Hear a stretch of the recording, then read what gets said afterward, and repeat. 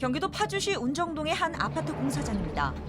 지난 2019년 9월 LH가 공모로 채택한 설계 도면에 따라 짓고 있는 곳입니다. 5만 7천 제곱미터 사업 면적에 행복주택 1,448세대가 들어섭니다.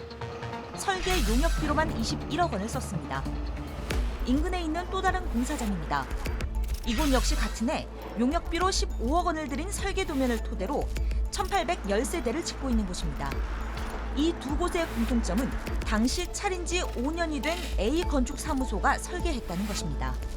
업력이 길지 않은 건축사무소가 이런 큰 공사 설계를 잇따라 따내는 건 이례적이라는 게 건축업계의 평가입니다. 이 사무소는 LH 간부 박모 씨가 2010년대 초반 퇴직한 뒤 차렸습니다. 설계 공모를 발주한 곳은 LH B본부입니다.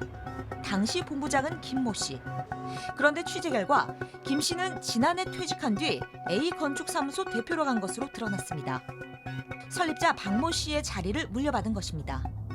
A건축사무소의 일감을 몰아주고 해당 업체로 자리를 옮긴 게 아니냐는 의혹이 나오는 이유입니다.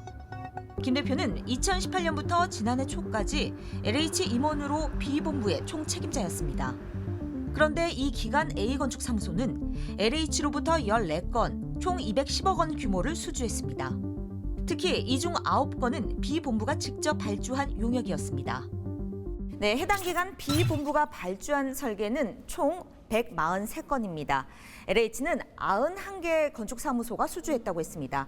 그렇다면 건축사무소 한 곳당 평균 1.5건인데 A건축사무소는 평균의 6배를 수주한 것입니다. 해당 의혹에 대해 김 대표에 여러 차례 연락했지만 답을 하지 않았습니다. LH 인사기록을 입수해 두 사람의 관계를 살펴봤습니다. 2011년 같은 부서에서 처장과 부장으로 함께 일했습니다. 업체들하고 사이를 좋게 만들어 놓죠.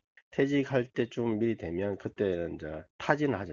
이 정관은 거의 이제 스카웃이니까 여러 개 업체가 이제 오파가 들어오죠. 이게 제안이. 그럼 그중에 자기가 골라서 하는 겁니다.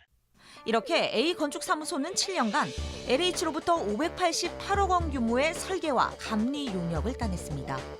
이를 통해 LH 설계를 따낸 건축사무소 탑4의 이름을 올렸습니다. 전관 일감 몰아주기가 의심되는 곳은 이곳뿐 아닙니다.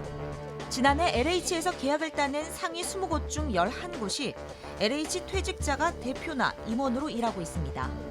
이런 유착 의혹이 나오는 건 LH 내부 직원이 설계심사위원을 맡은 탓이 큽니다. 하루들 모셔가려고 그래요. 왜냐하면 수주하는 데 도움이 될까?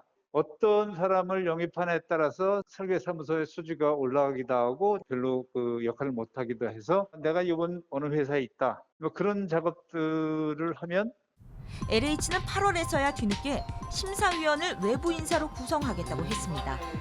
공직자윤리법의 빈틈도 문제입니다. 공직자윤리법상 LH 사장과 임원은 취업 심사를 받아야 하는데 자본금이 10억 원 이상, 연간 거래액이 100억 원 이상의 업체로 제한됩니다.